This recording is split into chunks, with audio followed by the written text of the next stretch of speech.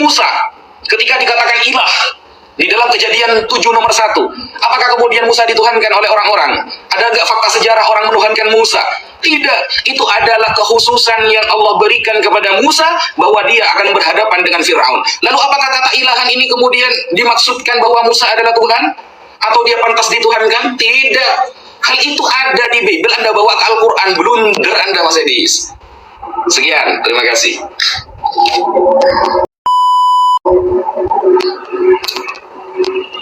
Ya guys, jangan lupa tap-tap ya guys ya, like terus ya sampai tembus like kita, dan follow ya teman-teman ya, follow ya, biar teman-teman besok kalau live lagi teman-teman dapat notifikasi.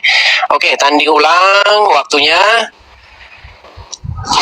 Ya, silakan diterima. Baik, terima kasih Pak Ustadz ya. Jadi lagi-lagi saya harus terangkan lagi Ustadz, kita harus berpikir secara logis ya Pak Ustadz ya. Jadi teguran kepada Muhammad bahwa dia mengharamkan apa yang tadinya halal itu bukan menjadi bukti bahwasanya umat muslim mentaati Muhammad dengan secara terbatas. Tidak. Itu membuktikan bahwa Muhammad bersalah. Gimana sih? Kalau Muhammad ditegur artinya bukti bahwa dia melakukan kesalahan. Bukan bukti bahwa umat muslim mentaati Muhammad dalam hal-hal tertentu, enggak. Gitu loh.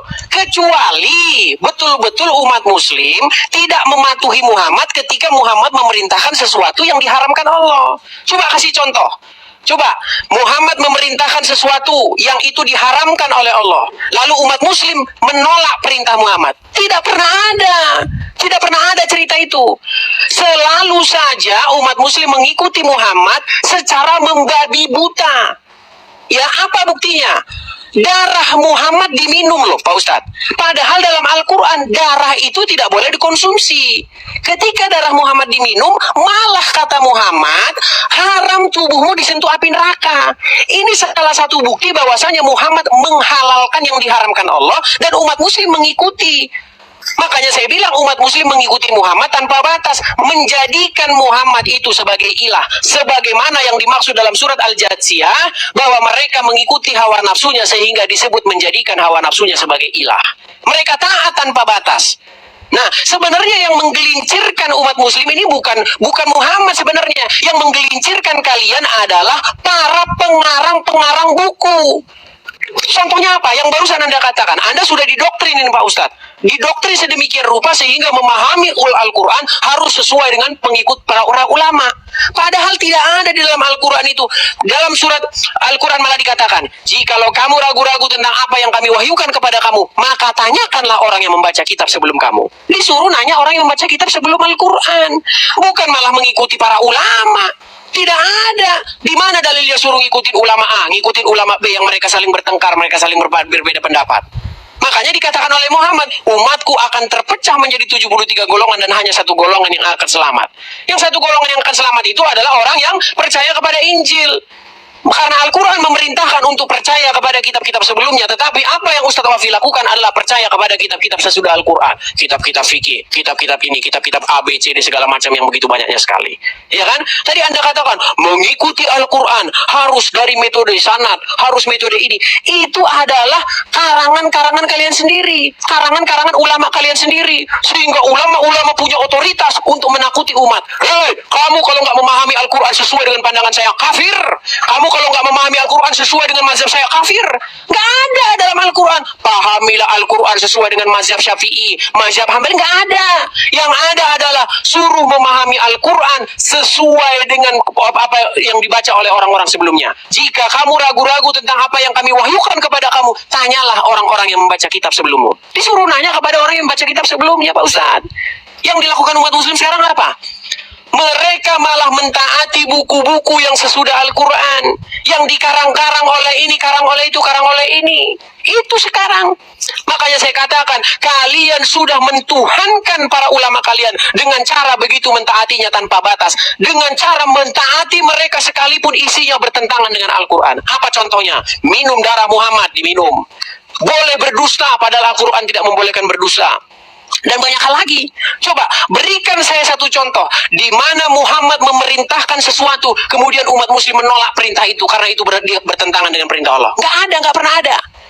Adapun Muhammad pernah memberikan saran, misalnya ketika perang Khandaq, ya, Muhammad berkata kita harus masuk kampung. Oh jangan, lalu dikasih saran kita bikin parit. Gitu cara kita. Itu bukan perintah-perintah ini. Ya, coba dalam hal perintah iman pernah nggak Muhammad itu ditolak perintahnya? Nggak ada. Bahkan Anda sudah berani mengatakan bahwa Muhammad berbuat salah dalam hal di luar syariat. Artinya apa yang diucapkan Muhammad itu tidak keluar dari mulutku kecuali kebenaran. Anda nafikan. Di sini Anda sudah mengatakan bahwa Muhammad seorang pendosa. Silakan, Pak Ustaz. Tap-tap layar ya guys, tap-tap layar, like guys, dan follow ya guys ya, biar cepat Ya, walaupun lulus nggak apa-apa. Silakan, Pak Ustaz. Meski mulus.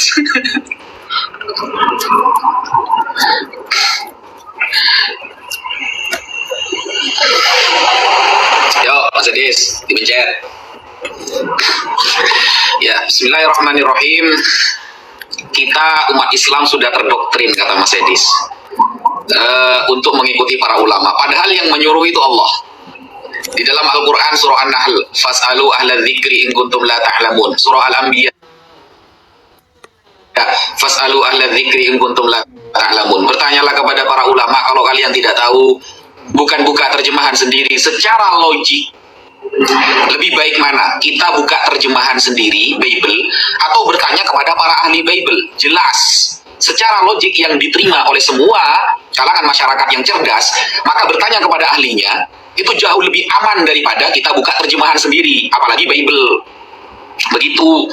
Makanya ada Matthew Henry, ada para rabi di dalam kitab-kitab Yahudi yang menerangkan tentang ayat-ayatnya. Karena bertanya kepada ahlinya itu pasti lebih aman. Kamu sakit gigi, bertanya kepada tukang tambal ban, ya gigi kamu hancur sama mulut-mulutnya. Kalau sakit gigi itu bertanya kepada dokter gigi gitu loh, karena dia ahlinya. Makanya Al-Quran ini tidak logical fallacy. Ya, tidak salah dalam cara berpikir.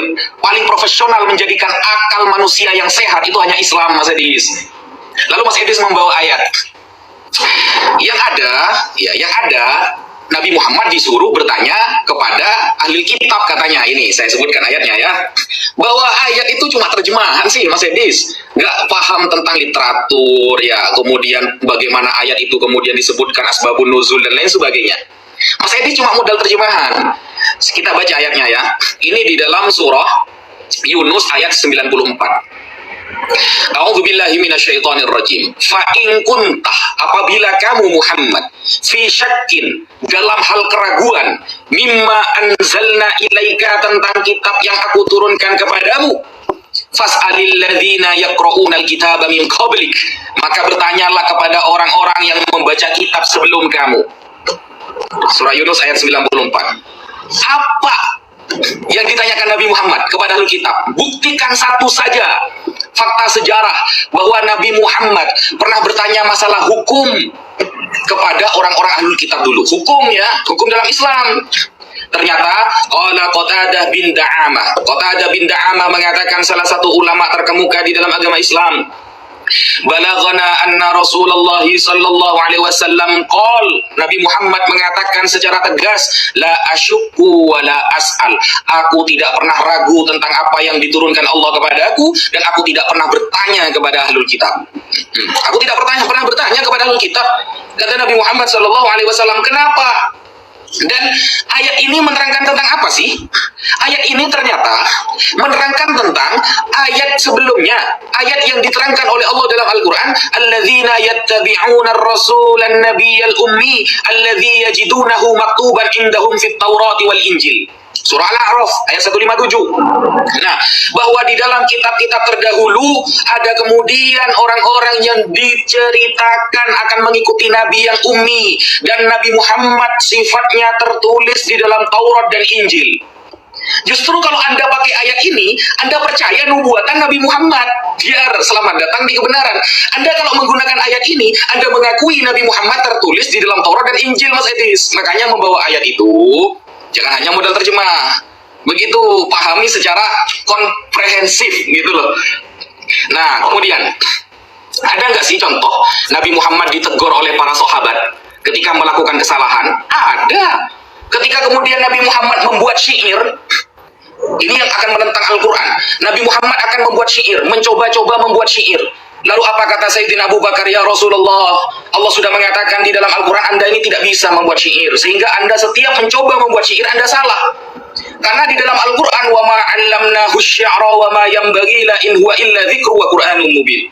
Di dalam Al-Quran secara tegas mengatakan kami tidak pernah mengajarkan syair kepada Muhammad. Dan Al-Quran itu adalah wahyu dari Allah. Lalu ketika Nabi Muhammad sholat lupa rokaat, apakah ditegur oleh para sahabat? Ada sahabat yang menasihati gitu loh. Makanya Nabi Muhammad ini manusia biasa, tapi beliau mendapatkan wahyu dari Allah. Sekian, terima kasih. Masalah Musa belum Anda jawab tadi ya.